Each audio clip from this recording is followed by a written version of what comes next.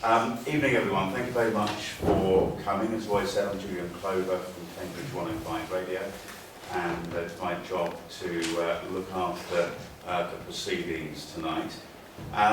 What we'll do, we've got a whole load of questions here, which many of you have contributed to, and I'm trying to group them into little sections so that we can keep the same subject as we go along. I'll ask the questions of the panellists, who I'll introduce to you in a moment or two, and then obviously there'll be the chance if anybody thinks, well, hang on a moment, I need to know a bit more about that, put your hand up, and I'll come to you at the appropriate moment. Hopefully we'll be able to get round to everyone who wants to ask something, with apologies in advance if that doesn't quite work out. What else have I got to tell you about my little housekeeping here? We're going to start off, once we've introduced the candidates, everyone is going to speak for 3 minutes without interruption, particularly from me. And during the course of the evening, obviously, you know, we treat everybody nicely, kindly, and I guess the key thing is to try and avoid everybody speaking at the same time. We do it one at a time, because that makes things go a whole lot quicker than they might otherwise do. So let's get underway. Let me introduce everybody to you. The far end, I can use the microphone if you like, or I can shout. I've had some people on the other side aren't going to be heard probably. But let's see how we do on that. At the far end, Dave Baigant, who is are you technically the sitting councillor, or is it like MPs? You lose your role the moment they call an election? I'm not actually sure. Okay. So Dave Baigant representing. There was a woman at the back suggesting that people stand up when they speak because she was saying they can't see anything at the back. Please. Is that useful if we all... Yeah. I'm perfectly happy to stand the whole time, otherwise we're going to turn into a bit of a game of musical chairs if we don't look out. And I can imagine there being noise from the chair. What do you think? What's the easiest thing to do? I want everybody to hear understand what's going on. So if I go to you, Mike, right at the back, can you see? No, not well. Pardon? Not well. Okay then, maybe if you could stand so that they can see. Okay. I'll stand up at this point. Dave Baigant on the end for Labour. Next to him we have Iain Webb representing the Greens, the Green Party candidate. Zachary Marsh is next to me here. He's actually association chairman of the Cambridge Conservatives and is here tonight representing Rob Nelson, who's the Conservative candidate here. On this side, to me, we have John Walmsley, who is the Liberal Democrat candidate, and William Bannell is an independent candidate standing. So, with the introductions out of the way, I will ask, have you got the clock ready there, boy? Let's ask Dave Baigant to have his 3 minutes. Right. Okay. When are we going to start? And go. Go. Okay. Just give me a second. Right. Thanks for inviting me. Thank you for sharing. Thank you to the candidates for coming. Thank you for the audience for being here. This is a really interesting evening.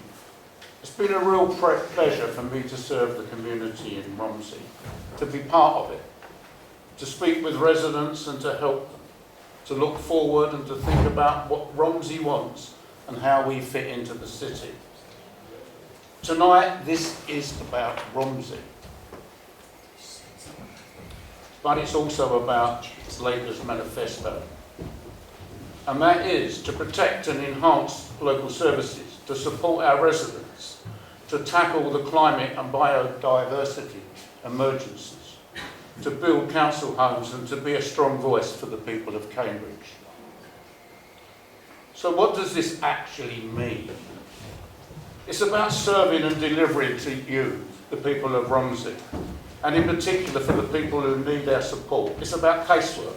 Just today I've dealt with problems with rat infestations, planning enforcement matters, and the collection of dumped rubbish. Cambridge Labour has a record of delivery. In these hard financial times, we need to prioritise, but we will continue our main policies. The people in need of support, particularly for the homeless, the rough sleepers, for these people and others in need, we are there for you. Closely connected to this is our need for more homes. And on the doorstep, this has previously been a real concern. But now Romsey has made a huge contribution by the development of Timberworks, where we've delivered 118 new council homes. We have maintained Romsey Rec and Coldham's Common, and we fully support the Chisholm Trail.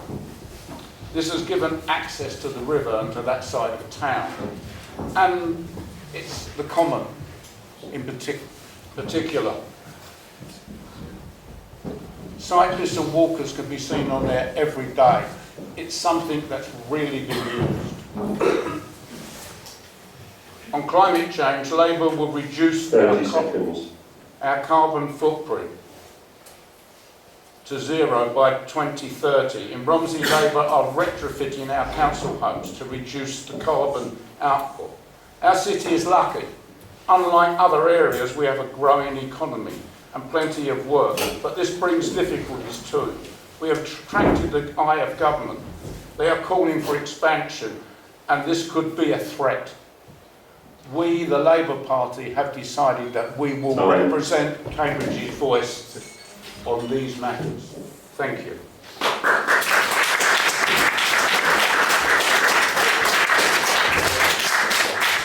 Thank you very much, Dave. And now I'll ask Iain Webb from Cambridge to say a few words.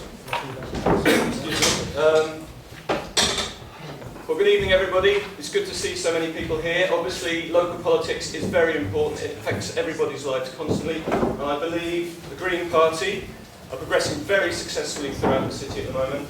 And really, the momentum can keep going. You know, the Green Party are here to listen to you. And also to listen to the people who aren't here, who don't feel confident enough to come out and sit in a public sphere such as this and raise their voice. It's that need to listen to everybody in the community, because the community is made up of everybody. And once everybody is respected and listened to, then that community is a better, stronger community. And the Green Party, I feel, are the only party that do that. Going door to door, listening to the problems of everybody. The need to deal with the cost of living crisis is essential for everybody. We are one of the most unequal cities in Britain, and we don't see the inequality really day to day, unfortunately. That inequality is hidden, either through fear for people going out for their various issues that they deal with every day, but also when people think of Cambridge, they think of the big buildings, etc. And that's not that's a part of Cambridge. It's the people who aren't perhaps hearing their voices that make Cambridge what it is. You know, yes, the great and the good made it, but it's the people of Cambridge, everybody here, that can contribute to Cambridge and its greater success, not just economically. That's just a small part of how valuable society is. It's the building of community, it's the listening to everybody, it's feeling, it's difficult living together. It's not easy. Decisions have to be made, people have to be listened to, people have to be disagreed with, but there needs to be finding common ground for everybody to live in times are very difficult. There's so many crises that we're facing. But with talking, communicating, and understanding what we need to do, whether it be through better housing, insulating houses, make sure everybody has a well-insulated house, and not just those picked out for whatever reason. Everybody needs to be lifted out of that, the fear of mould and condensation, etc. And then obviously the climate crisis is something that is key to everybody's future. Some people might disagree, but it is an essential part of our future, for Cambridge's future, for the world's future, is that we focus on this essential thing. And the need to make sure that there is more opportunities for people to come together to discuss the future, discuss the problems, and make sure we're not all focusing on our laptops or our iPhones. We need to talk with each other, disagree with people. 30 seconds. But make sure that we keep that conversation going, and make sure that the green agenda is so important, and it shouldn't be just the Green Party. Every party should be taking the crises that we face and doing all they can to it, making sure that the climate crisis is a decision made, or every decision involves looking at how it impacts on our future. Thank you very much.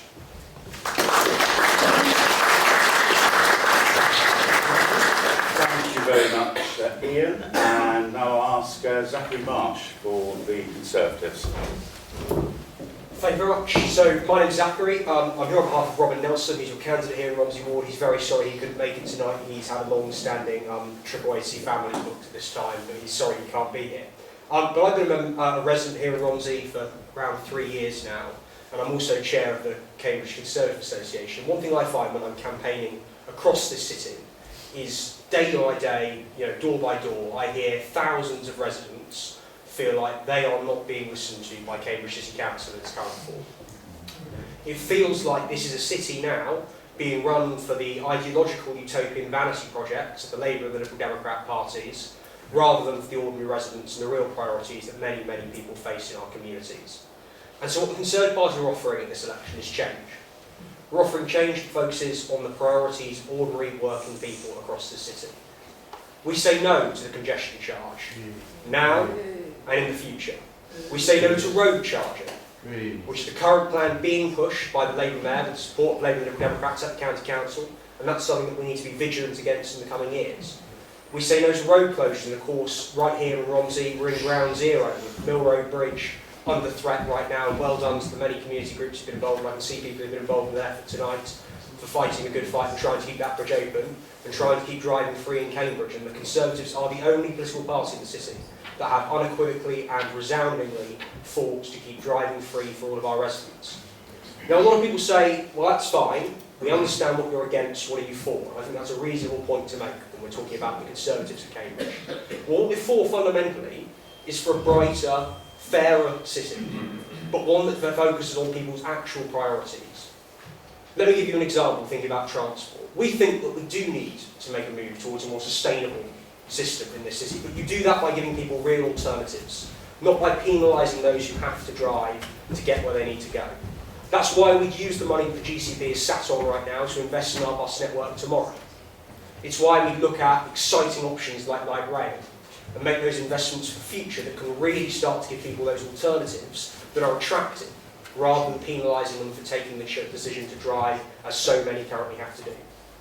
We'll get real on tackling antisocial behaviour and crime in the city, something that a lot of residents feel the current council has turned a blind eye to, including some of the problems that blight our communities. 30 seconds. We'll focus on the awful state of our roads and potholes, where frankly not enough has been done, and the Conservatives have pushed for more funding at every level.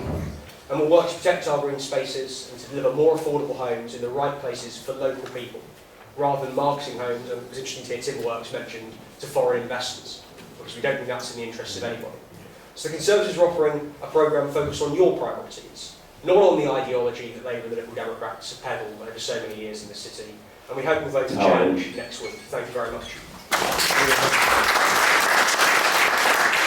Thank you very much, Zachary. Let's move on now then to Liberal Democrats and John Walmsley. John. Good evening, everybody, and thank you very much to the organisers and chairing this. Microphone, please. Or shout, yeah, actually. Shouting's going to be the solution, I think. Yes, sorry about that. You've got to turn it on at the back. There's a switch on the back of the speaker. I can speak louder. That's okay. Very loud. Thank you. Very loud, yeah, okay. I was just going to say a little bit about myself, because I still feel like a bit of a newcomer to Cambridge, even though I've now lived here for 7 years. I lived in Norway for 19 years before that, and then Bristol previously to that. I lived in Romsey since 2000 and 2018. I had no active participation or interest in politics until about 2016, and then something happened. I thought I have to do something to get involved, join a political party, talk to people, and so on. And I had very little detailed knowledge of the way local politics works, what the county council do, what the city council do. So enjoyed trying to learn more about that, and I would look forward to learning further about this process. I've really come to appreciate the area, the community feeling, the thriving atmosphere around Mill Road in the area in which I live, and I also echo what other people have said. These are very challenging times, often divisive times as well. I would very much like the honour of being able to represent the people of this area and community. I know this would involve working in the ward more generally than just the specific responsibilities of the City Council, helping to find the best solutions even for issues where there may be strong differences in opinion, for example, because unfortunately we are living in rather divisive times, and I think we probably would agree that we would like to heal that to a large degree. Amongst other things, the Liberal Democrats are very focused on improving the repair of council house property in the city. There's feel there's money available. The work should be commissioned, and there shouldn't be a waiting list for actually putting things into action. As a final point, irrespective of other opinions, most people in Romsey really do want to make the place a better environment to live in. It's already a fantastic environment. We want to keep working on that. We want to keep working on that. 30 seconds. I shall stop there and leave more time for questions. Thank you. Thank you very much, John. And to end with, we'll have William Bannell. Hello. So I'm William Bannell. I'm standing as independent, of course, and a little quick brief roundup of how I got to here. I got quite heavily involved in local politics last year as a result of learning about the congestion charge. I was very involved in campaigning against that, and then I also am one of the ones who took the council to court over the closure of the bridge last year, and that's the reason why it's still open at the moment, is because there's a High Court case going through at the moment, and I know that that's a controversial issue. Which is actually the reason why I decided to stand, because I wanted that conversation and that issue to be brought back out again. I felt like it hadn't been done properly. I've met so many people and learned there was such a lot of dissatisfaction and resentment over the closure of the bridge and all the problems that it would cause. And now that we're in an election campaign, there isn't really anybody I could see who was, more better situated to actually bring that issue to a head. So that's actually the reason why I stood. When it comes to what I could actually offer Romsey as an independent, all I can really say is that I can represent honestly and not toe any party line. I can do what I feel is right. I can communicate directly between yourselves, whoever I meet, and try to work within the council system to see what can be done. That's basically it. Okay. Oh, this is great.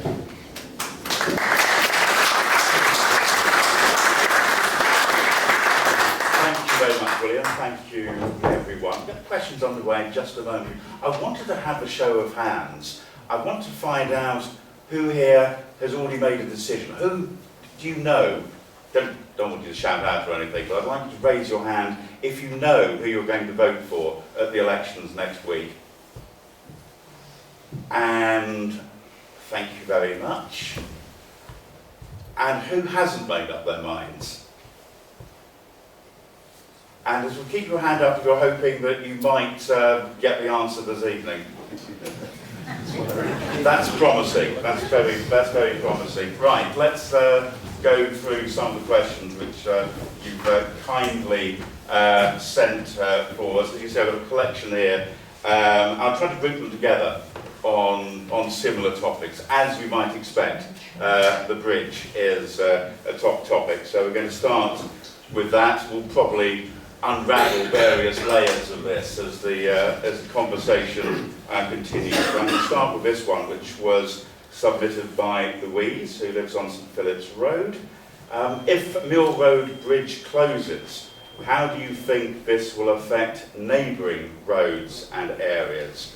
Has a data impact assessment been conducted? I know when this first number of occasions, there were those periods when the bridge was being closed. You think, is the traffic going to be going somewhere else? So I've answered the question again. If Mill Road Bridge closes, how do you think this will affect neighbouring roads and areas, and has a data impact assessment been conducted? William, I'll start with you. Sure. You want me to stand? Long story short, clearly the surrounding roads will receive the displaced traffic. That's known, that's been shown. There were impact assessments done during the, in the lead up to the decision and things, and there is data to show that. The previous times the bridge closed, it was displaced down Tennyson Road very heavily, and of course Coldham's Lane becomes a lot more chock-a-block when you can't cut down Mill Road as well. But I think on that point I just want to quickly say, because it's all been said before, the problem with closing the bridge I see is that as soon as you put one stoppage in, you then necessitate putting another stoppage in where the traffic is displaced. For example, they're going to now look at Tennyson Road next. If you close Mill Road Bridge, then they're going to say, well, we're going to need to have another modal filter on Tennyson Road, and as soon as you put one on Tennyson Road, then you're going to need to put one somewhere else, and it's never going to stop. And so I just feel, personally, I very much hope that they don't close Mill Road Bridge, and I hope that we can actually come together with a more positive way forward that doesn't just include closing roads, because it doesn't solve anything, it just pushes problems aside.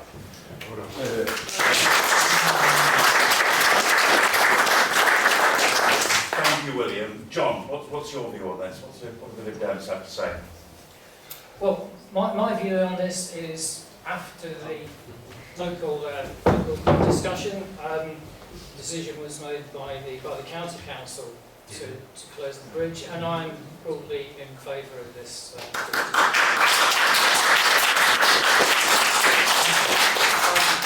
I think it's extremely important that blue badge holders and taxis will still be able to use the bridge.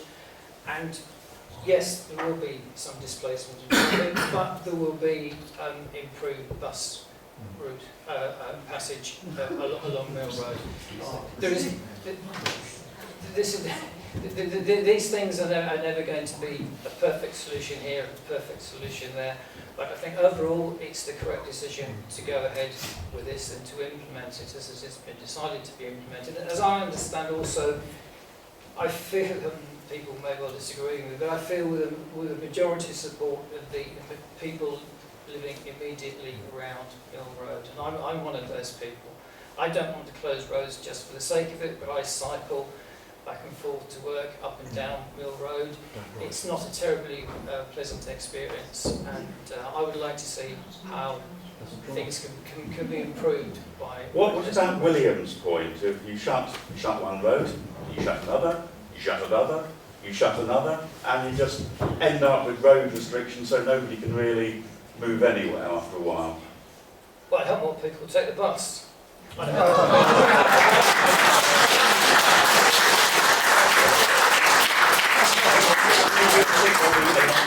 example, 10 o'clock of an evening, will there be a bus, or will you have to wait 45 minutes in the rain for one to come along? Yes. And then you cancel. Well, at that time of the evening, is that if you're going to drive, then you can still drive, can't you? I might have gone to 196 and have a cocktail. I might want to have a bus back home. Yeah? Yeah, very true. Clearly people disagree on this, but I would like...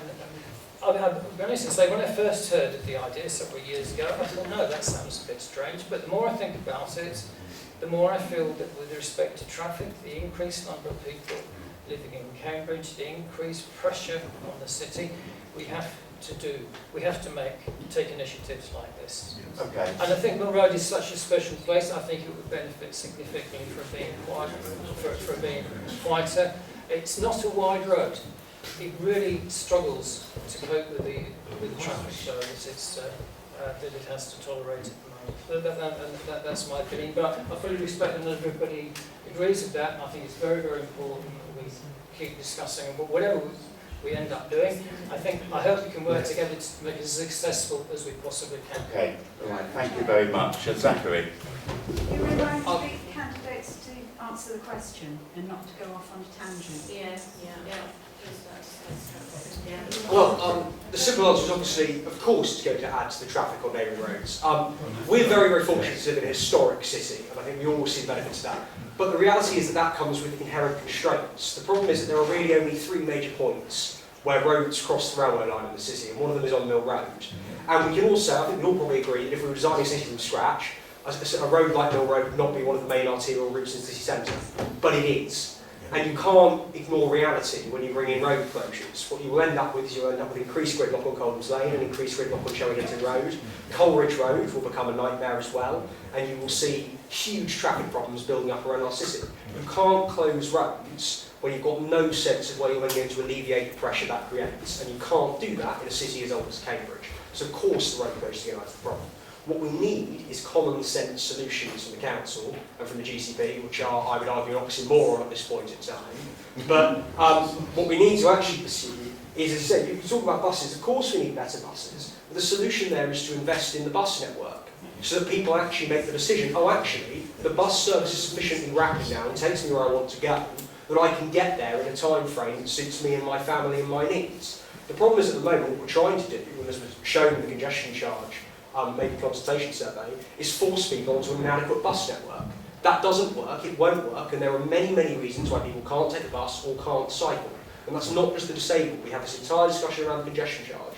Lots of people need to use their car, not all the time, but for various things. Unlike yourself, I often do find the need to drive my car over Mill Road Bridge, and I'll certainly miss it if that vital route goes. And I think it's worth talking specifically about Romsey and about the impact it will have. Those of you will, I'm sure I'm not the only person who's noticed that particularly at the moment it's become quite clear how precarious the situation of this community is if that bridge closes. You've got the co-op closed at the moment as well, which means that we've essentially got along Mill Road, just along this side of the bridge, otherwise you've got to go to the Sainsbury's at the other end. Access to food, for example, in this community, within easy access of yourself, is actually getting quite restrained. Access to vital services. Just in case you know where. Yeah, but what I'm saying is, that's not necessarily as convenient as it is to get to other places. You're going to end up with a situation where Romsey residents are forced to drive miles out of their way, potentially, to access certain services which are the other side of the bridge, if they can't take the bus or the cycle routes that some people are insisting upon. So I don't think that's fair on residents. So you're saying that if the bridge should close, and the impact on the neighbouring roads might actually be more traffic coming through. Is that what you're suggesting? Absolutely, yeah. Okay, thank you very much, Zachary. Let's move. Iain, please. Could I just have the question again, please? You can indeed. If Mill Road Bridge closes, how do you think this will affect neighbouring areas, and has a data impact assessment been conducted? I don't know if the data impact assessment has been conducted, I'm afraid. One of the major impacts will be, obviously, if people still need or want to drive their car, then obviously the traffic's going to be moved elsewhere. It's that, it's that taking responsibility. Do you need to take the car now? Can I access those things in a different way? And it can't be seen as a single issue. The provision of local food shops is key. But when you have large businesses coming in, taking up I see an individual who owns, runs a very good shop on Mill Road, which is essential for the local community. And the more people are supporting their local community, their local shops, the less need to drive out to various places to get their things. And that's the whole issue with, I feel, the loss of community sort of cohesion, is when people need to move elsewhere because their local shops, for whatever reason, haven't been supported and aren't able to keep going. The local, I'm fortunate enough to be able to afford to go to our gym now. It's something I do regularly, I get to know the people there, and it's far more a sense of connection because you get to know those people and they get to be part of that community, and the money you're spending is staying within that community. It's not disappearing elsewhere, outside or possibly outside of the country. So the need for, gone off the subject. I do apologise. If you speak to my wife, Yeah, the impact on neighbouring roads in if people particular. still feel the need to drive and there isn't the alternative, then of course it's going to impact. But do people need to drive everywhere they need to go if there isn't the alternative? And that is the key issue. And that's you do need to drive elsewhere. Well, that's difficult, and that's needing to think. Because, walking here, we went to the restaurant on Mill Road, and we walked here, my wife and I walked here. And it's, can we get any more cars on the roads? But one might imagine, though, that, if were the bridge to close, I'm not making a judgment on either side, there would be a period of adjustment. And that might mean a period of 2-3 years, maybe more, when there is more traffic on the roads because these replacements and alternatives haven't emerged. And that doesn't help. Yeah, exactly. Well, one of the fundamental issues with wanting to shut the road is reducing air pollution. That is a fundamental issue. If you want to get your electric car, that you can't get rid of air pollution by driving. It's that sense of, that is a fundamental issue. Several hundred people die a year in the Greater Cambridge area because of asthma and related conditions. No, is that not a problem? No, is that not a problem? Where's the report on that? Because it's not true what you've said. But people don't suffer from asthma in school. One of the issues. I suffer from asthma and I'm still here, but I Can we not talk over each other so we can hear the speaker? One of the key issues I see as I cycle around Cambridge is the use of, it's a pet hate of mine, idling cars. Outside the Catholic church, all the kids are playing in the playground. Behind buses, floating bus stops. Yes. But the pollution they're breathing in is immediate. Yeah. And it's affecting our children, it's affecting our, people who are infirm, and that is the key issue. It's thinking about other people in the community that aren't here now saying, yes, I find it really difficult. But if you push that, if you push that onto, I live in central Romsey, have done for decades. Sorry, we've had questions, we've written questions down. My point is... Can we just have questions we've written down, please? Can I just say something? Can we pause for a moment? Try and keep the speaking. If you push the traffic into my community, it's not that many, then is that okay for you to... Well, I think people need to think about, why do I need to drive in that area? Because we need to drive. Okay, well then you have to take that responsibility. To take on that responsibility of driving, why should we push the council to having more suitable buses? Better cycling opportunities. It's the responsibility of individuals to think of that and not rely on people to do what. So what about the other roads? But when was Mill Road built? But it is pushing the problem. When was Mill Road built? 1840s. When was the road around here built? In the 1890s. Okay, I think we're getting a bit of drift here. Let's thank you. Let's go with Dave to get his views.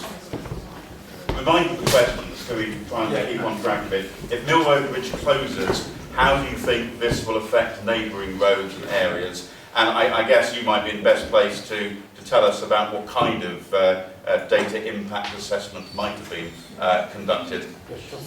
Let's start with the data. The data from when the bridge did close, and was closed for a considerable period of time. Sorry, is this are you going to carry on interrupting everybody as they speak? Would you mind... Can you tell me what your name is, and then I'll know who you are? My name is Neil MacArthur. You know me, David. Right, and you live where? I live in Cambridge. I'm a Cambridge No, City do you live in Romsey? Dave, if we could just answer the question, that would be a lot easier. And everybody else, let Dave answer the question, then Dave can go ahead and do so. Interrupted. I'll stop. You Right. just carry on. Okay, let's start at the beginning.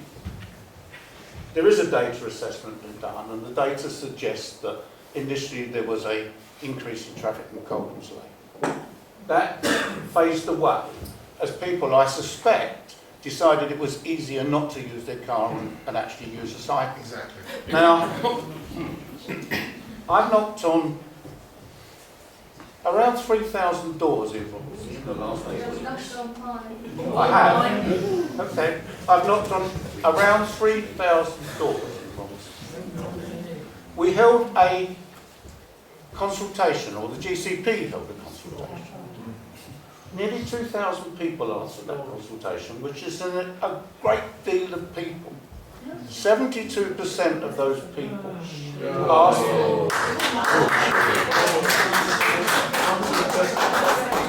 72% of those people asked for the bridge to be restricted. It's not going to be closed.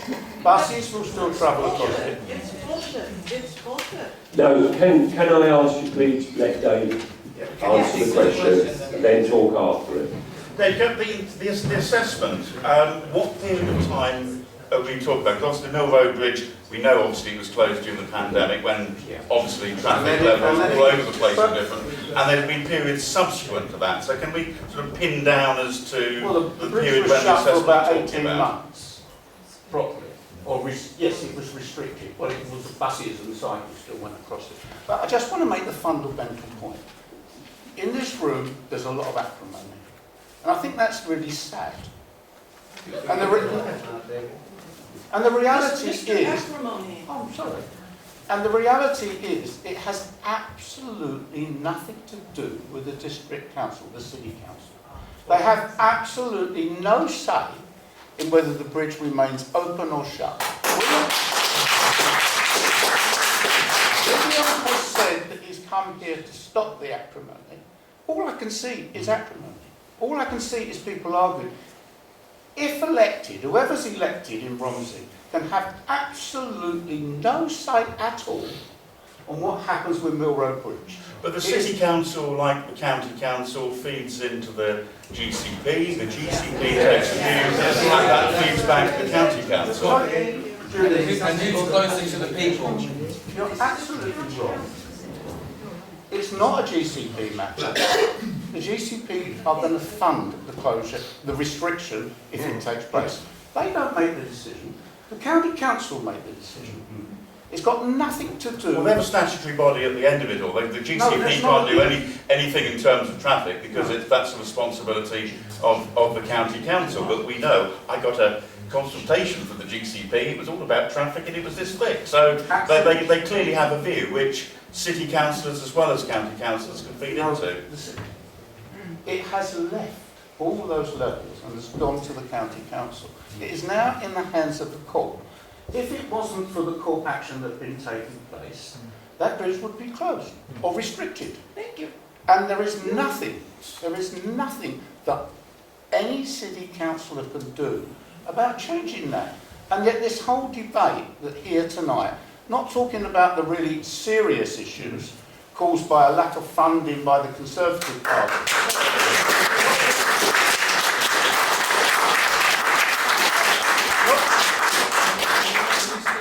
We are sitting in this room and people have come to make... Answer the question. Sorry, I'm answering the question. Sorry? You're changing your topic. You're moving what the question been asked you. What was the question? What's the question? The question was, if the Mill Road Bridge closes, how do you think it will affect neighbouring roads and well, I think I've answered that question. I think in which case no, hang on, I just need to say, what is important, what is very important about this bridge is that I have knocked on so many doors in Romsey, probably spoken to half of the people in this area, and most 70% of those are telling me they want the bridge restricted. Yeah. They've said that in a survey. They said it in an earlier survey. They said it in our polling done on the doors. So there is clearly a democratic will to want that to happen. And this is what people tell me. I want my children to cycle. But I'm scared to allow them to cycle. It's a cycle bridge for cyclists. Yes. No. I don't know who said that. Can we move on? We've spent a long time on a matter which is a county council nothing issue, to do with it. not a local council issue, and we've got lots of other issues. No, I'm very much aware that I can assure you we will move on in just a moment or two. I just wanted to say somebody made a point about using Carter Bridge for cycles. I feel that feels a little bit out of the way actually, if truth to be told. But thank you very much, Dave. We'll come back to you later, I'm sure. Can I just make a point? I've actually got the impact assessment here. And I'm just wondering if people might like to know what it says. Briefly, which of the roads which it's going to go? Well, basically they said this is the WSP conclusion to the data analysis, and they basically said. And who are WSP for those who don't know? The ones who work for the GCP doing the data analysis and things like that. They said that there is no clear-cut evidence that the Mill Road bridge closure created significant additional traffic volumes on side roads such as Tennyson Road or Coleridge Road. This is because it is not possible to disaggregate any impact of the bridge closure from the general variations in traffic during the pandemic. That's what it said.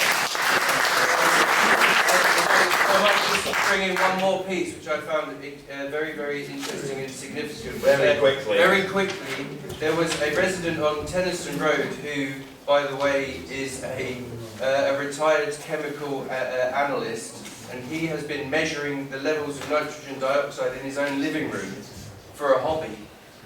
And he actually... Why can't he collect stamps? Maybe he does. And the letter was hand-delivered to WSP during the consultation, and he wrote a lengthy explanation about how every time the bridge closes, the traffic backs up on Tennyson Road and the nitrogen dioxide goes up in his living room. And then it goes back down again when the traffic clears. So the impact of pollution is direct and immediate. And why would I have it? Say that again? Why would I have the pollution? Well, this is the argument this is the argument because you're only going to push it from one place to the other. So it's a difficult. How can we reduce traffic? Well, that's a different question. It was only in relation to the impact assessment and the information that's been available. One at a time.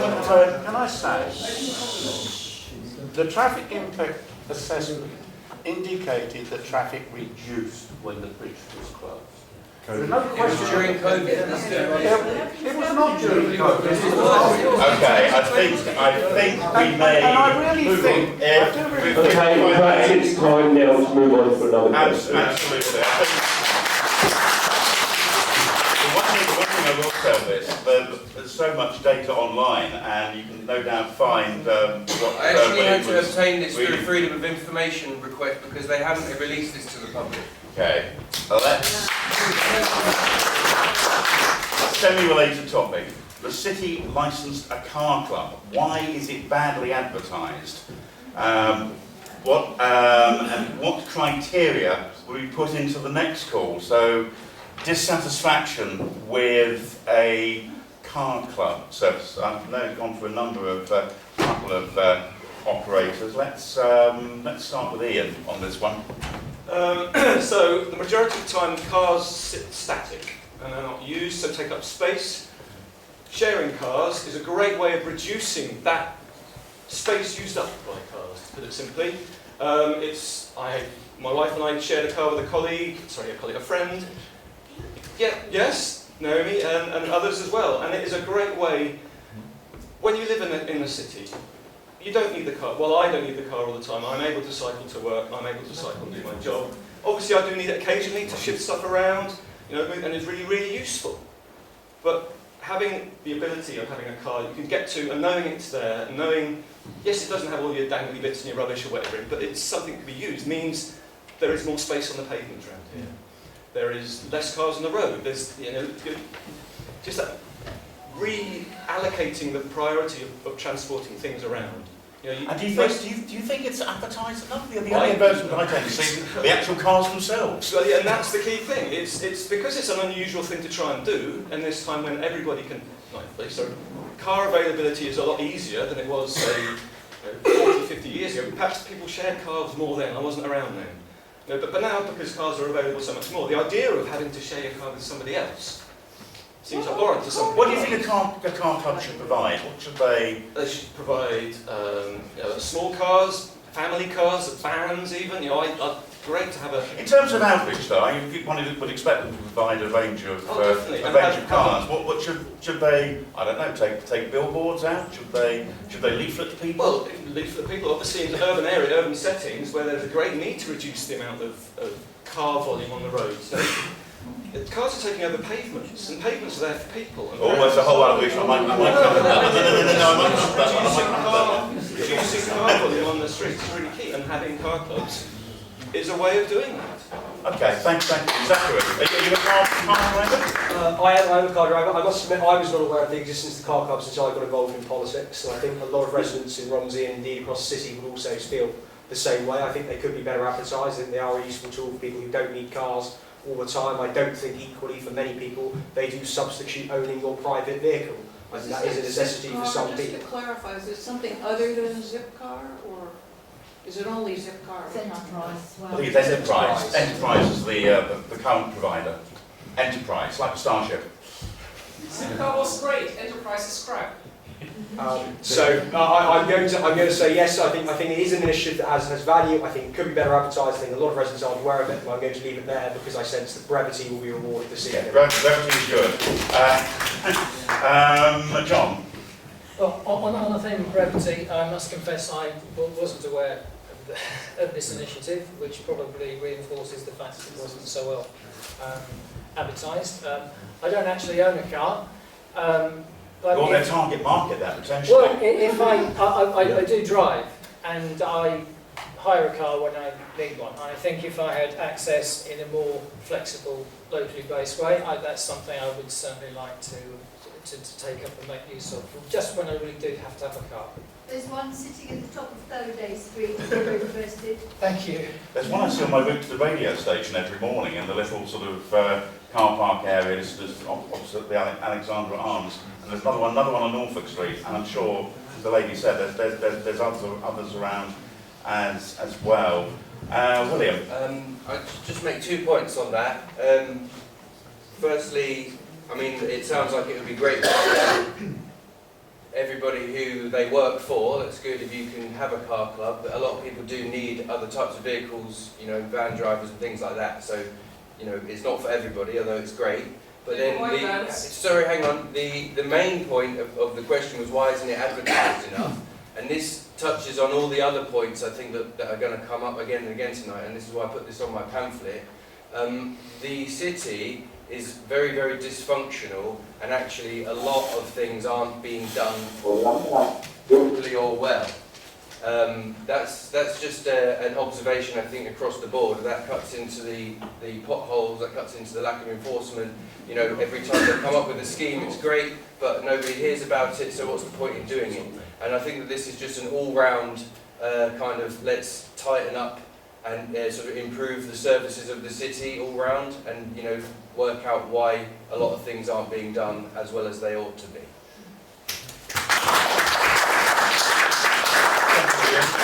Dave, what's your view? You think that the next holder of the car club franchise should make more of an effort? Have they got an incentive to make an effort against the current provider? Well, certainly I'm listening to what's being said here, and clearly, if people don't actually know about it, then it needs to be better marketed.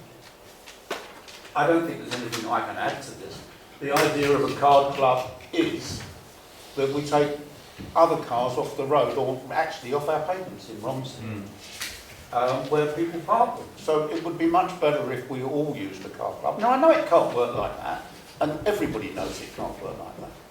But if you need a car occasionally, then the car club is the ideal opportunity. Okay, thank you very much. Yeah, you did well on there and keep the answers short, so let's try and do that as we move on. Next question then. Pavements in Romsey are chronically blocked by hedges, bins, oh my goodness, the bins, bikes, cars. What can be done? Zachary? I'm going to go back to the point about having to be realistic about living in a historic city. You know, lots and lots of people in this city particularly in Romsey, live in terraced houses where when the bins go out on bin day, they've got nowhere else to put them. And you know, we can all get very annoyed about that reality, but it is nonetheless the case.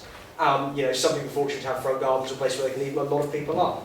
These are the problems that come with living in a community like ours, and I think they're outweighed by the benefits of living in somewhere like Romsey. I think certainly there's a sort of, and I was having a discussion actually with my partner the other day around, I think the key issue at the moment with a lot of people is pavement parking from cars along Mill Road in particular. I think that is an issue where it's very easy to quickly end up getting wound up about that without necessarily thinking about the follow-through.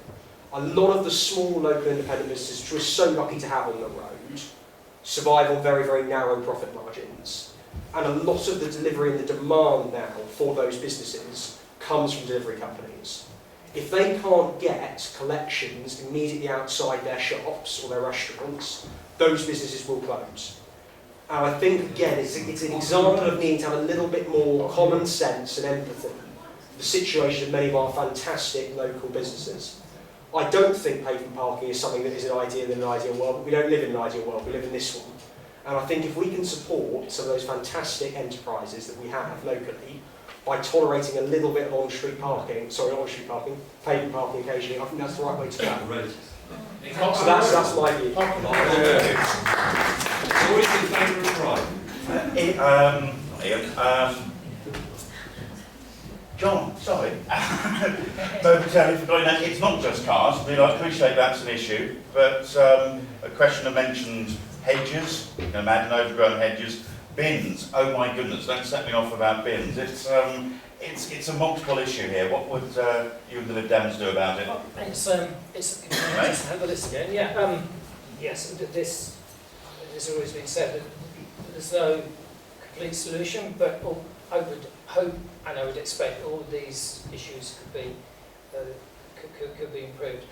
Pavement parking, where it's really unnecessary and unthinking, that should be clamped down on. Sometimes a vehicle has to stop at a certain position if it's to unload or unload, and that needs to be done quickly in an appropriate way. I'll just take two of these and pass them on to somebody else. Another one is bikes. One issue with bikes is that there are not enough places to park bikes. One thing that the Liberal Democrats would like to do, and I think along with other parties, is to provide more parking places for bicycles in positions where they're supported by the local residents, and I think there is scope for doing that. So that maybe is a way of making an improvement in two of those categories. William, is this an area I wonder where people of Romsey and the other parts of Cambridge could work together to try and sort this out? We can't really do anything about the motorists who won't move, but we can help each other with hedges, maybe bins. I was going to say that there are a lot of things that I find, obviously people kind of sort of gripe about things in their neighbourhood, but sometimes I wonder why don't you just do something about that? You know what I mean? Like if you can do it, then just do it. If there's a bin blocking your way, or you see a bin blocking the way, why don't you just move it out of the way? Yeah, we do. Okay, all right. I'm just saying. It is challenging on pavements and terrace houses. Well, there we go. Just move the problem to somewhere else, which isn't particularly helpful. Well, no, but I wouldn't know exactly what to say about if the bins are a persistent problem on a very narrow street. You live on a narrow street, so what are you going to do? Take them in time. Sorry? Take them in time. Yes. Sure, but the thing is mentioning education. No, this is what I was just going to touch on this point, if you don't mind. Yeah, hedges are all the If you don't mind, I was going to say that this again touches on this lack of enforcement, lack of maintenance of the city, and actually also a kind of a sense of civic pride, which I see some people have got, in spades. But then there's people who don't really care where their bin ends up after the bin men have delivered it. It'll end up on the other side of the street. And the thing is, are we talking about pavement parking now? Is that counting this? The pavement parking and cycle parking as well, I just see this as a city should provide the services for what people need. So if you need to pull up on the side to stop into a shop or something, there should be loading bays and parking bays for that. If you expect to get rid of pavement parking by getting rid of car parking spaces, you're thinking in the wrong way. If you want people to park legally and safely, then create parking bays for them to park in. And then you can enforce the areas around the parking bays. But again, that would only happen if you actually improve the enforcement and the maintenance of the city. Do you think the what they call now effectively enforcement officers, people who I might have called traffic wardens 20 years ago, instead of giving me a ticket on my car outside my house, that is there because I never hardly use it, they should be moving the bins on, you think? No. Probably that would be. I think they've got their hands full enough with the right. I was talking about a community sort of helping each other out and being neighbourly towards each other. Okay. Really. Be in favour of that, I hope. Dave, how do we solve all of this? What's been done right now, and why can't we do more of it?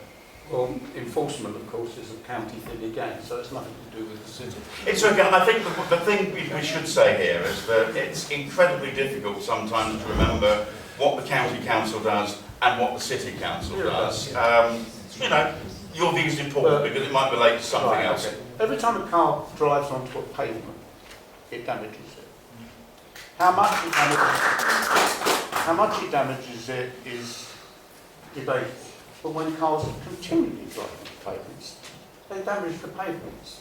Now, in the side streets of Romsey, people park on the pavements. That currently is the way that it's accepted. Now, because the community have accepted that, not overwhelmingly, but it is accepted by the community, that's why it happens. When you put your bin out for the dust people to come around and collect it, that then blocks the pavement.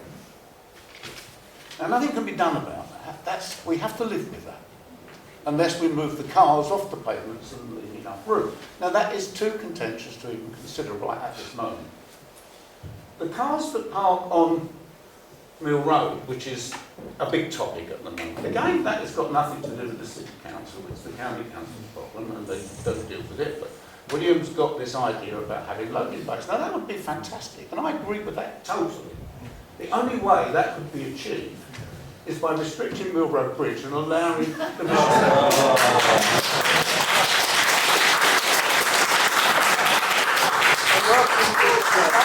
working with the reduction in traffic to be able to park. If vehicles were allowed to park in any other way on Mill Road, then either they drive onto the pavement and damage the pavement, or they stay in the road and block the road. So it's a real problem, and it's a real problem, but actually, I'm sorry, but it's not. It was a pet project of Mill Road people. Well, I don't know, sorry, I don't know about, I know what Mill Road for People's project is, and I would support that. But the point is, I am a city councillor, and people seem to think that they can do something about it by becoming a city councillor. I can't do anything about it. Nothing at all. Can I make a point? Can I? Sorry, boy, go ahead. Yeah. Can I just come in here, Dave? I ride a mobility scooter every day, and when I go down the side streets, I just chafe my face all day on the bushes. Now, surely you as a city councillor could do something about that. That's not a county council problem. That's a tenant's problem. Yep. Well, I totally accept that. And if somebody approaches me about a hedge that is hanging over the pavement, then I will immediately get onto people to see that that is looked at. But the reason why that hedge is brushing against you is because there's a car parked halfway on the pavement. Okay. Got a few hands going up. The people at the back were first, so I forget who was first, but gentlemen there, go first. I will come to the others, don't worry. Can I just point out, I have a picture here of William Bannell's van on the pavement near Admirable. I mean, he's like many people. But this is something that pervades the city. Everywhere you go, there's pavement parking. But I would just challenge Mr. Bannell to say, this is your behaviour. Would you like to apologise? Because this is silly.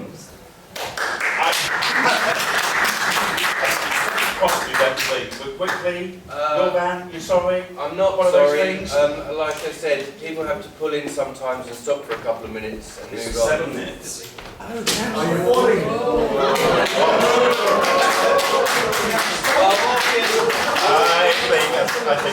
think we go into that. Now, thank you, Martin, for that. I didn't hide the fact that I did it, and the thing is, to be honest with you, I don't really see that as a problem. I know that it's illegal, but what I'm arguing for is more spaces to park being provided for people who need to park. Yeah, we could put double yellow lines everywhere and say you're breaking the law. I hate double yellow lines. If we could actually make more spaces to park, that wouldn't be a problem. Lady in the red. Can I just also make a point out, not only the bushes but the trees in Romsey? Because I've spoken to county councillors and I've spoken to city councillors, and I'm having no joy either way. The trees, some of the trees in Romsey are really overgrown and are quite dangerous in the winter when the leaves fall and the pears fall. Older people trip on them, people have... So these public trees or in people's gardens no, which trees have on overgrown? the corner of Ross Street. Okay. Nothing's good. No one's doing anything about that city council or county councillor on. No one is, so where do you go? I am. Because there are Gentlemen's front, very good. Point of information about the parking on one side up on the pavements all around here. Back in 1992, it was proposed to put double yellow lines on one side of each road. Myself and another person raised a petition, because I lived on Thoday Street at the time, and we got overwhelming sized petition, which we delivered to the council. Within a day, Barry Gardner came round and saw me and my colleague, and he looked at it and he said, yeah, okay, this is totally impractical. Labour gave us the one tire on the pavement Yes. parking, and it was totally impractical to stop it, to run the traffic out there. Where would people have parked their car? So actually it was decided a long time ago by the consensus of the people here in Romsey that they wanted that. Gosh, Barry Gardner, everybody going on the great. His daughter's standing in Queen Edith's, I think, this time. My memory serves me right. Yeah, I think you had something to say. Yes, two fair questions. You know, like I'm sure here we got lots of decent people. You know, we all have good common sense. I mean, I'm one of them. I put the bins outside in the morning, and I make sure I don't obstruct the paving. I put just on the boundary of my property. And when I come back after work, I see bins all over the place. I mean, sometimes, you know, even the residents, they have considered that they put the bins in between cars, and as I said, you know, obstruction. Some is the collections. When they pick up the bins, they leave the scattered bins all over the place. Now, whose fault is? People. People. The collectors. Because I left the bin in the right place and take consideration, not obstructing the paving, you know, just doing the right duty. But then when I go there, my bin is like 5-6 doors away. And which I don't know. I share your pain, I really do. No, but this is what I've been observing. So it's not like it's kind of nobody's fault, but somebody else has a fault as well here. It's not just people, it's also sometimes the connections as well. Now, about the bushes, you know, the edges, I own one of them as well, and I've been considering, I noticed it was overgrown, and slowly I'm cutting back. I wish everybody does exactly the same. But again, it would be nice if the council could just give a friendly reminder to say, look, it would be nice if you just do, otherwise we do ourselves. Otherwise we'll do it and we'll charge you.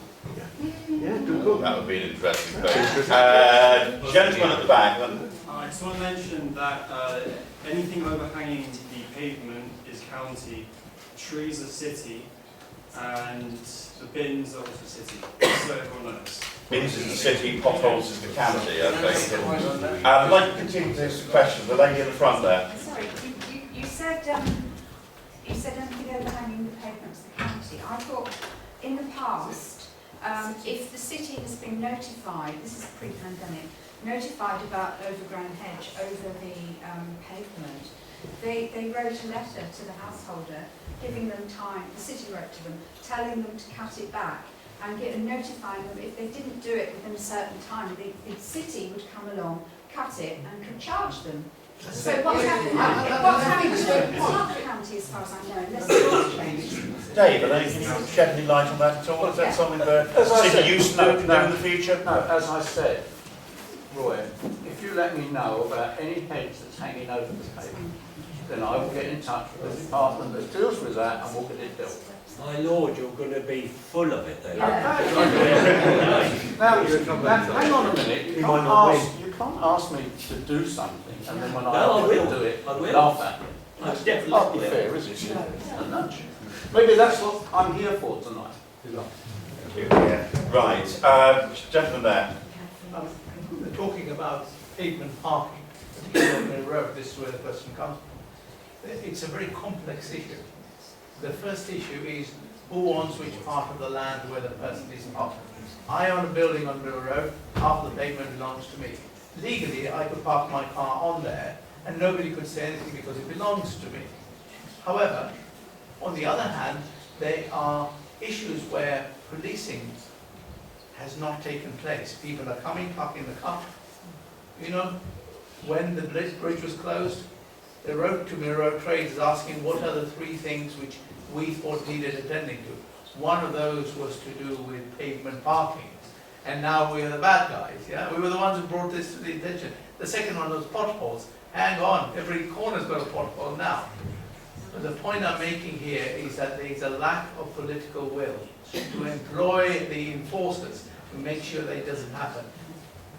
In doing so, they must also know which land belongs to who. It's no point putting that picture up, which Martin's been putting up, on the Broadway, when the land clearly belongs to the landlord. It doesn't belong to the council, and if you were to go outside Chapeau's shop, it's as wide as that pavement, sorry, that table. The pavement is as wide as that pavement. The rest of it belongs to him. That is true, I agree. Okay, so I can see a hand up, late in the middle. Can I just make a point of information, which is that potholes are a county issue again and nothing to do with the city council? They are very, very true. Very quickly, but I want to move on. Thanks for the point, and this is the issue I wanted to just touch on, right? If I was a councillor, there wouldn't be any question which came to me where I would say, that's got nothing to do with me, that's county. Because it would be my job to go, oh, okay, listen, let me go and speak to my colleagues in county and see what can be done about it.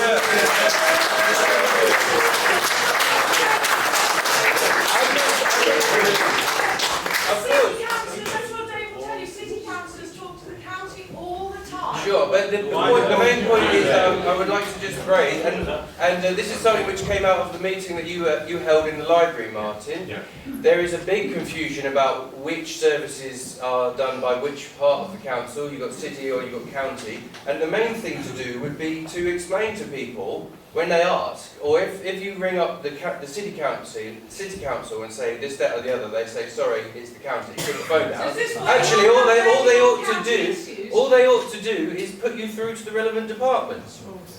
You know what's wrong? How hard is that? And this whole thing about saying we can't do that because it's county, the thing is that the county council is also part of Cambridgeshire, which is derived from the people who elect people to represent them. So you can easily make a representation. Just because you can't wave a magic wand and fix it straight away, doesn't mean you can't make a representation. Oh, you know.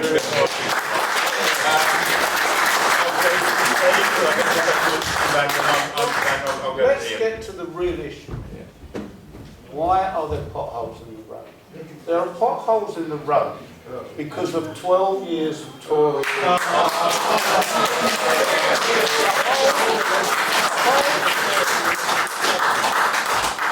The whole infrastructure of our road system in Romsey is damaged. And the only way it can be repaired is by spending a lot of money. Now we put up, without being able to repair those potholes properly or be able to repair the infrastructure of the roads for a lot of time. What now, about the 4.7 million that was spent on the congestion hang on, charge? it's got nothing to it's What's the question? And I would deal with this is when William rings up the county council, as if he was the councillor here in Romsey, and says there's a pothole in Thoday Street, if he knows where Thoday Street is, then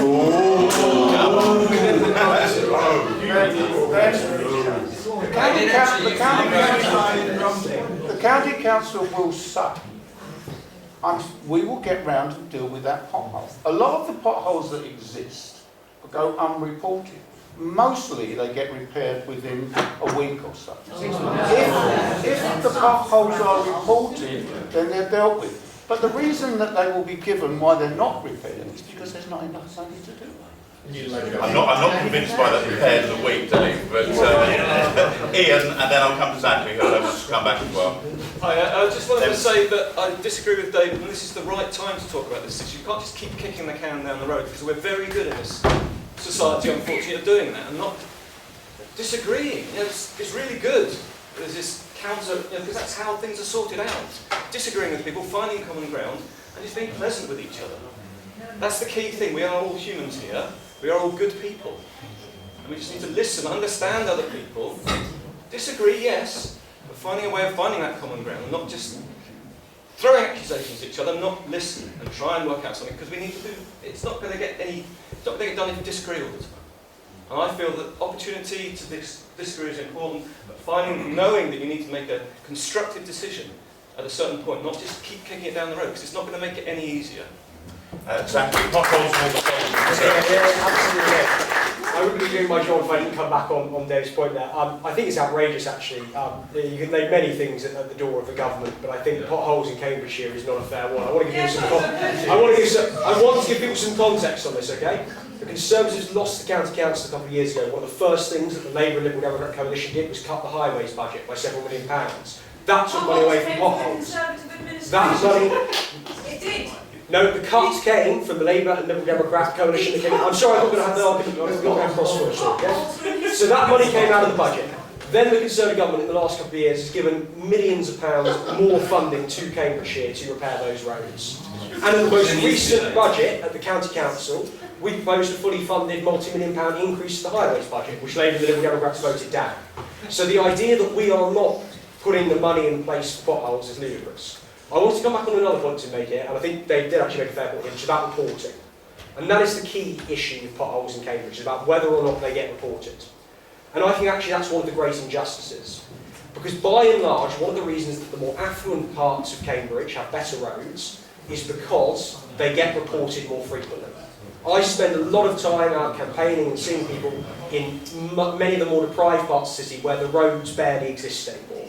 And that is because they are not getting the attention that they deserve the investment. So it's not just about fixing the roads in general, it's about ensuring that we don't concentrate that problem in the most deprived parts of the city, which are dealing with lots of other issues at the same time. And I don't think enough attention has been paid by county or city councillors to show responsibility for those issues in their wards. And that's something that Conservatives would do very, very differently. And I think, as William put quite rightly, the first answer that any single councillor should take at any level of government is, okay, how can I deal with this problem, not it's the other guy's fault. Because that doesn't really cut it, frankly.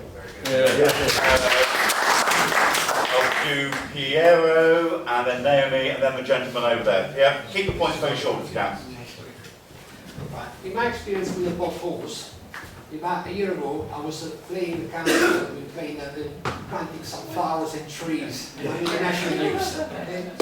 And also with the council in Sheila, we were playing together golf. You know? It's a funny system. It's not. I mean, we are here for the, for the council, not for the county. Okay, but to cut short the story, it's like it's the central government that give limited money to the county.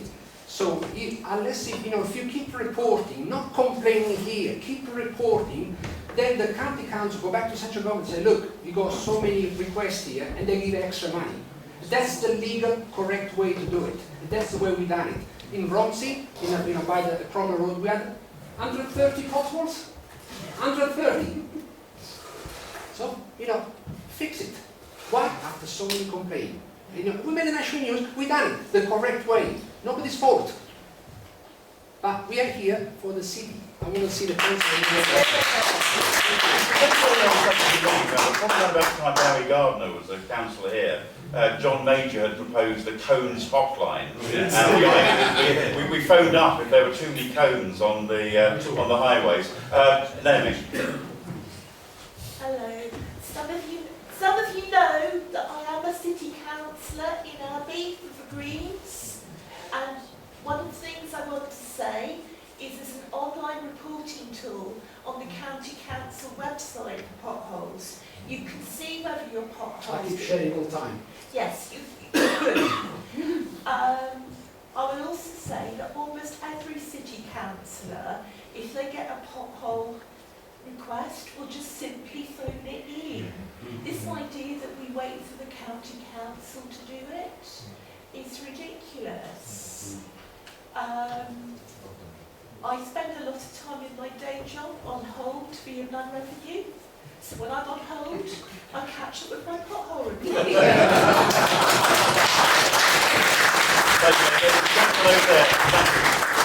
just like to mention that on the cambridgeshire.gov.uk website there is a page that explains the responsibility for county council, city council and everything. So if anybody has any doubt about what's the responsibility, it's all there on the Cambridge of the UK website. That's very useful. Right, let's move on to another topic, housing. This questioner is Martin, I think. Cambridge suffers a huge housing crisis because over decades national government has failed to, put here, level up the north. What would the candidates do about the housing crisis? What is your record on this? Let's start with John on this one. Go through the question again for you. Cambridge suffers a huge housing crisis. I think so many places do. It just does seem bad here. Over decades, national government has failed to do the levelling up, to use a modern phrase. What would the candidates do about the housing crisis? Quite simply, how do we get solve housing problems in Cambridge and our city? May I just add, and also, I'd be interested to know whether the candidates also oppose right to buy, so I meant to include that in my question. Okay, so I guess we're kind of stuck with right to buy, or are we? I don't know. Go ahead and give us your views. Right, well, I'll just try and say a few words. Clearly Cambridge is under an excessive amount of pressure in terms of providing homes for people, homes for everybody that needs them. Sorry, could you please use the microphone? Yes. Sorry about that. But I think I mentioned earlier that one thing we need to do is take care of the housing stock that we're already responsible for, to make sure the maintenance and repairs are done, and they're done in as timely and effective way as possible. There are opportunities for increasing the housing in Cambridge, for example, the development of the airport, so there will be new housing. Of course, when the new houses are built, we need to make sure that there is also water supply for these houses. It's a very huge complex. And in terms of the planning permissions and control, we need to make sure that when housing is built, the schools are also in place and the supermarkets are in place, so the infrastructure around the housing is dealt with. I feel in Cambridge it's always going to be responding to a pressure that's going to be hard to keep up with, but I think those keeping control of the planning and doing things effectively is what the council needs to do. Okay, thank you very much. William, your view on this? Well, you know, I don't know enough about this area to really give a proper answer to you, I'm afraid. But I mean, I'm happy to learn. There's a lot of areas, you know, in local government where you would have to just say, what is it that you want, or how is it that we can help you, and then learn and try to understand what it is that the council needs to do, and hopefully maybe facilitate that, you know. I think we need it straightforward. It's a lack of housing for people. Well, this is it, but I mean, it's a very, what do you want? How are you going to just suddenly make loads of new houses? Like you said it yourself, there's a water shortage issue. Cambridge is already straining under the amount of people who live here as it is. You know, we were talking about the state of the roads and the congestion and things like that. So it doesn't really strike me that there's you can't just suddenly make new houses. Although I would say, just from a personal sort of opinion, I would like to see more dilapidated buildings refurbished before new ones are built. Not that I have any strong views on this area myself, but I'm happy to take it all on board. Okay, Dave, what's the council's record? There have been a number of new build council homes, but it doesn't seem to be enough. Well, how do you catch up?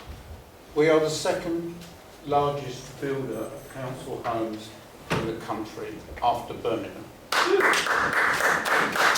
We built, or have in the pipeline, 700 council homes. Now this is the first time that the City Council have been involved in building wholesale amounts of homes for council use in decades. So we're doing our very best. We responded to this. We bought the Ridgeon site, interestingly. When it went on the market, I rang up and I was part of that discussion to actually buy the Ridgeon site to build homes on it for people in Cambridge and elsewhere. I resent the remark about the marketing these homes to foreign people, whoever they might be. But in the Far East and from Hong Kong, I believe. Yeah, that's right. And Hong Kong people, a lot of Hong Kong people have British passports. So is it because they're from Hong Kong, or is it because it was in Hong Kong? And the marketing, there were some homes sold to those people, yes, and they came to Britain and they lived in. They were escaping the Chinese regime. But I resent the remark about talking like that because I think that's racist. Oh. Oh, okay, don't agree with me. You don't have to. Look, don't vote for me if you don't like it. I will stand up against that sort of thing all the time.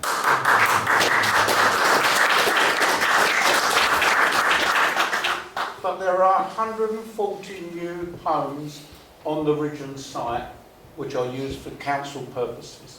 And what if in a few years' time those people use the right to buy scheme? Well, that's a Tory scheme. It's not a scheme that I support in any way, shape or form. Has been the worst thing for Cambridge in regards to housing for people to be able to buy their council houses. Otherwise we wouldn't have this shortage. We wouldn't have this shortage. What about if they can't afford to buy a house? I'm going to tell you, I bought my council house because it was the only way I could afford to buy a house. Yeah, but the house was built for people. Anyway, I was a council tenant. Yeah. So I would have But stayed the house there. was built by the council for council house home use. I was a council house owner, so I just continued. The only difference was I own it. Yeah, but the thing is that you didn't, the money that you bought that home with didn't go back to the council, it went into the government coffers. So we weren't able to rebuild. What's it like when a house is sold? How much of the receipt does the city council get from that? Nothing. Nothing. Not at all. So it goes to the government. Now some of that is beginning to feed its way back. I thought. But we have lost, I think it's 2,000 council homes in Cambridge. And we haven't had the money to replace them. We're now on a project. We have a scheme that is sort of working quite well. It's a bit of a mix of capitalism and socialism. But that's the way of our world at the moment. But that we are upwards of 700 council homes being built in the last 5 years. And that is the second highest in this country. That is unbelievable. In this austerity times, we're actually rising to the occasion. And this is a city council issue. And I'm sorry you don't know anything about it, but this is something that is a city council issue. Okay, thank you, Dave.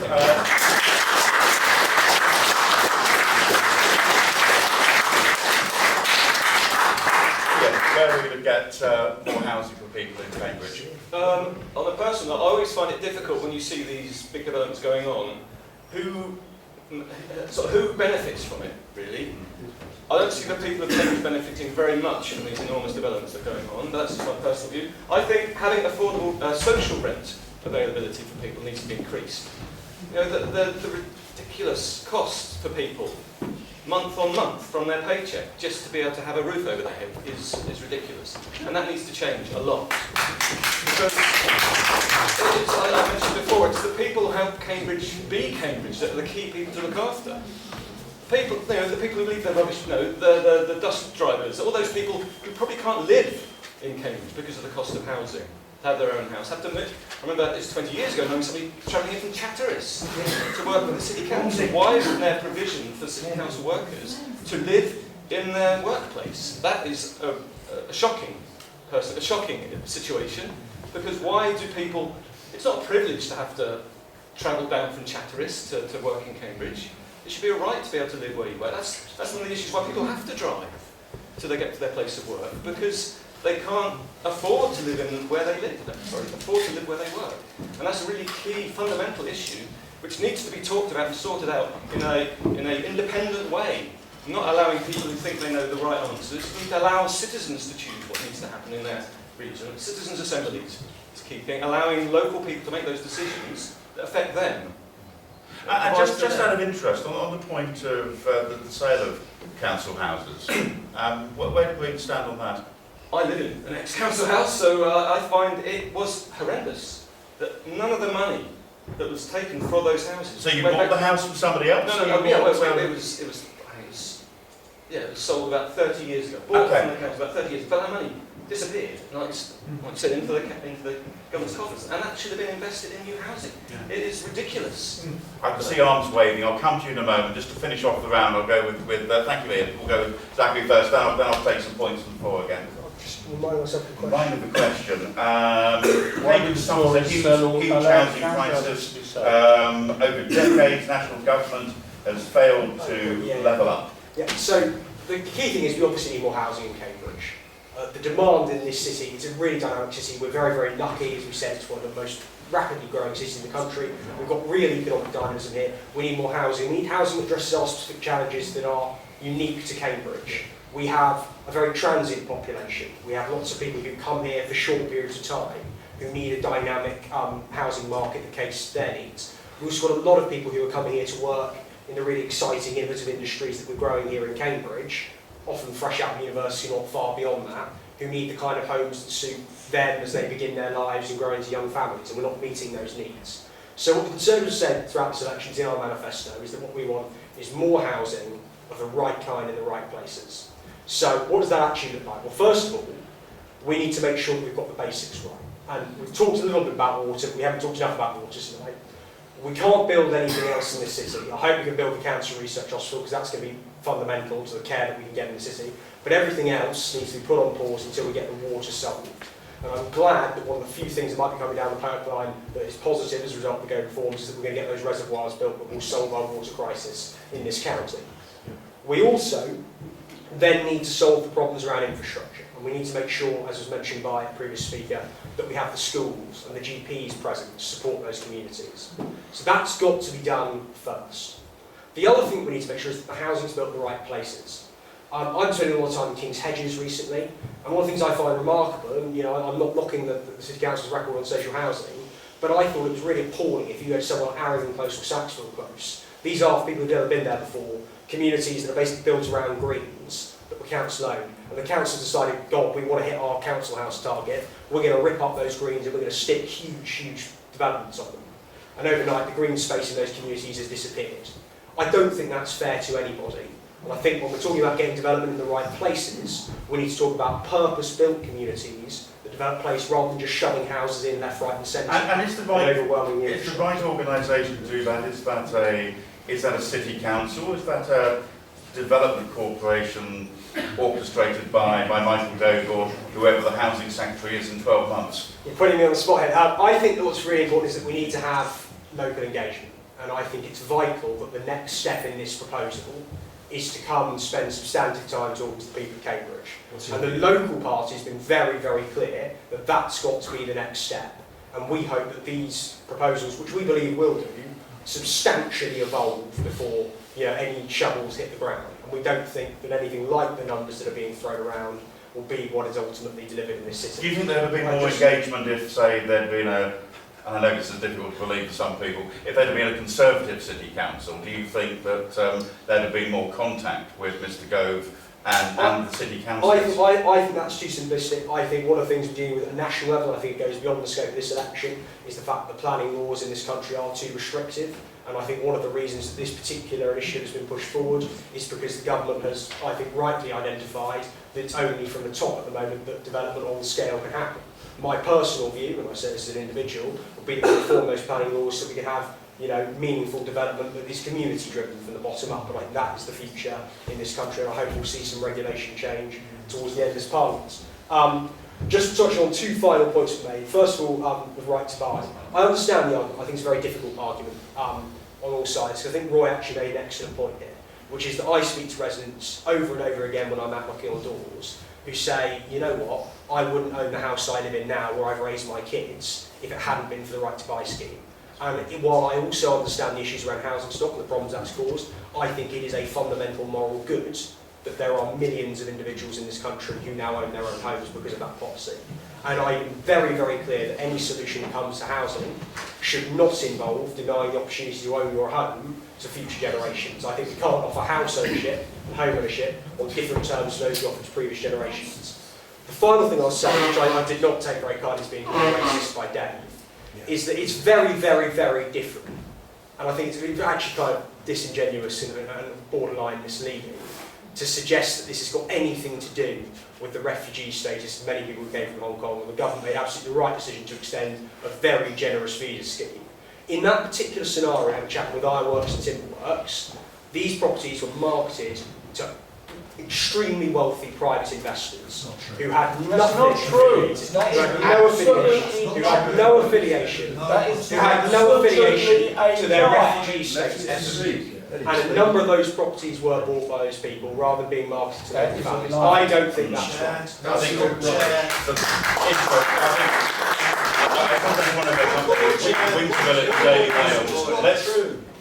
Oh, Mike, hello. Go ahead, Mike. You would say that, wouldn't you, Mr. Whoa. Mike, come forward. Excuse me, I've just sat here for 5 minutes with my hand up. He's shouting louder, so he's getting asked to speak. I think, Chair, you need to step in line hard, please.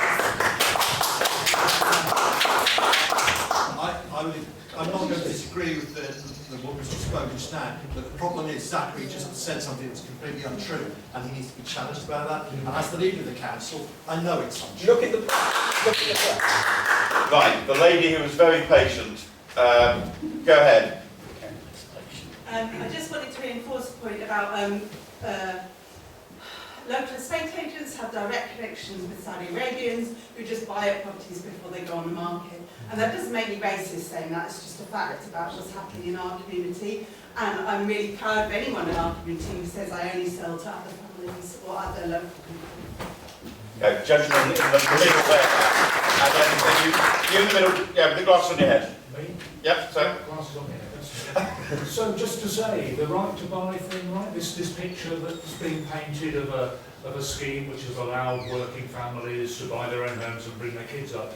Just to say that a large proportion, like 60–70% of previously socially rented homes, council homes, are now privately rented out by landlords to their tenants. So we've moved from public rent to private rent. That's the reality. And much more expensive. And the gentleman next door, I mean, on the question of housing, but really all of the issues that have been brought up so far, these are issues related to public infrastructure, and therefore they are tied to the question of investment and austerity at the national level. But it has to also be said, whilst the Conservative government has an atrocious record on all of these problems, which is why I assume the candidate here hasn't had gone to see, he's got boy wonder Tory boy here sat instead. What we have is a situation where the Labour councils across the country have done absolutely nothing to fight back against these attacks from central government. All they do is they'll wash hands of the issue and say, vote for us in the next general election. And whenever any local Labour council has done anything to resist, what we found is that the new Labour, the people in control of the Labour Party now, have done nothing except for attack those Labour councillors on all of these different issues and taking control. They've had hostile takeovers of the council. So my question to all of the candidates is, you know, when the Tories are wiped out in the next general election and we have a Labour government, let's face it, we can look at the record of the Labour Party already in opposition. When they're in government and they're doing, frankly, the exact same things that the Conservatives are, and that's what they're going to do, what are candidates like you guys, if you are elected at the local, are going to do to bring in local communities to fight against these attacks? Thank you. Quick answers from everybody on that one. Thank you for that, comrade. The quick answer is I have a priority list. One of them is stop right to buy. The other one is to renationalise the National Health Service. The other one is to renationalise most of the things that the Tories have sold off. So I do totally agree with you. I've never met you, I'm afraid. I wish I had. We could have an interesting discussion. I don't think you want to meet me, frankly. Considering you're still a Labour Party candidate, a Labour Party councillor, I don't think you want to meet me, frankly. Sorry? I don't think you want to meet me face to face, because you're still in a party that is complicit in the genocide of the Palestinian people, and the party that is complicit in come on, we're talking about local politics today, not international. I think that you make another good point. But certainly on my list, at the top of my list, will be the things about renationalising, bringing back into public ownership, and to and to stop the right to buy. But hang on, I thought potholes were out of your remit, but renationalising the NHS is. Okay?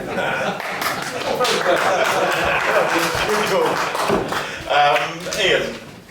Well, I think it's key to just get everybody involved where they want to in making decisions that affect them directly day to day. And that is one thing the Green Party, well, every party should do that if they want the support from people, is to get the people on board and make the decisions that affect them every day. And at the moment, the current government hasn't, I don't feel Labour are showing that at all. And that is, it's never going to change unless people stand up and demand the rights to make the decisions. And through the Green Party, that is one way you can do that. That real involvement on local politics. You know, we've got 4 councillors in the city now, which is fantastic from the first one in 2015, and because they know that the Green Party care about what happens to them in their backyard, you know, their neighbourhood, because they understand, they want to listen and work out the difficult issues that come about. So, you know, once the Tories are out, we're going to give Labour a good run for the money, I feel. It's needing to make sure that we, you know, everybody here, you know, even if you've got Tory or Labour, you need to be heard. And that's the key thing. Everybody is part of this community, this society, and we all need to be listened to. And that is one thing that I feel the Greens have that opportunity to do. Because they're not part of the clique of the typical parties. They are on their own. They can, you know, drive the, plough the newest furrow that's for, you know, honesty, openness, and equality for everybody. Thank you, Iain. Zachary.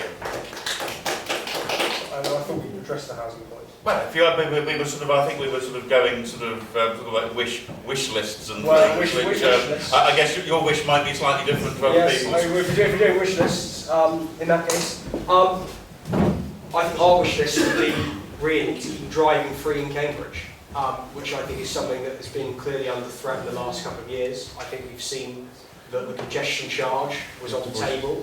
People claim it's gone away for good. I think we've got councillors on the record saying that maybe they look to revisit it. We've now got this issue with road charging and fiscal measures, which is in the Labour Mayor's transport plan at county level. We've now got the issue of road reclassification coming down the line. And as we said, I think the Conservatives are not blind to the need for more sustainable travel in the city, absolutely not. That's why we're very keen to explore options like light rail. But the solution has always got to be giving people better alternatives that they have the choice to take. It can't be about coercing people to stop using cars for essential journeys, to visit family, to get to school, to get to work, where often the public transport network at the moment just does not deliver for them. And so what we'd like to do is to make sure that people continue to have the choice about how they get around the city in the way that people do up and down the country, and we don't think Cambridge should be an exception to that basic freedom. Okay. Let's go to William next. What wish lists? We sort of evolved into a wish list kind of thing of how you might react with an incoming government were you to be in a position on the council to react with them. Well, I don't think I would share my wish list with you all, to be honest.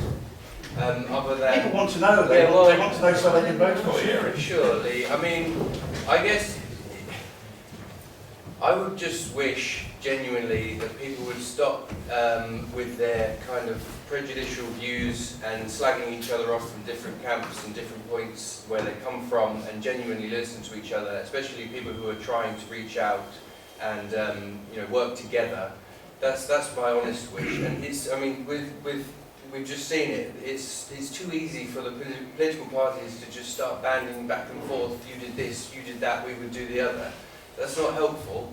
And yeah, genuinely, if you're asking me what my wish is, it would be for that. If everybody could stop basically attacking each other and listen to them when they try to speak, because it's an incredibly nerve-wracking thing, this, standing up in front of everybody and putting yourself out there. And I don't think it's a mark of a healthy democracy or a terribly polite society when people with different views try to come in and step onto the public stage, and all people can do is attack them and you know, smear them and call them names and things. So I think that goes across everything.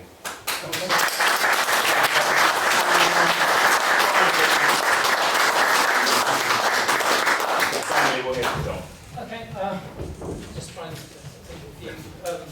Because I'm on quite a voice. Well, first of all, these are local government elections. Whatever the next national government is, I very much hope there's a better interaction with the local governments than I feel that there has been. And that includes a range of things, from potholes.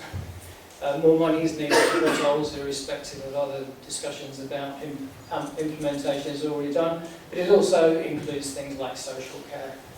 And I think the role of local government is tremendously important, and I think local government has been starved of funding, and I think this country is in a difficult situation with respect to putting that right, and I just hope the next government does a good job at it.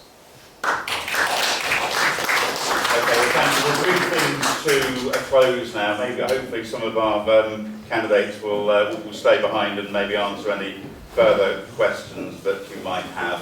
If I can make a quick mention of something which is happening on my radio station on Sunday lunchtime, we've got a debate with the local party leaders, Labour, Lib Dems, Conservative and Greens taking part in that. 12 o'clock Sunday lunchtime, Cambridge 105 radio and online after that. Thank you. Could I just ask a question?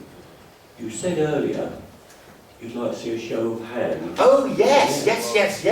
So, who are the people who made up their minds at the start of all of this? Right. And keep your hand up if you've now changed your mind. That went well. And of those people who decided that they didn't know who they were going to vote for, do we now have a consensus, a puff of white smoke perhaps? Right. I'm told the last one of these was 22 years ago. Maybe we should wait. No. Thank you everyone for coming, and please show you what you think. Before you go, I'd like to thank Dave Baigant, Iain Webb, Zachary Marsh, John Walmsley and William Bannell for turning up tonight. First of all, I'd like to thank Julian. Had quite a hard time, but he really got through it well, for chairing it for tonight.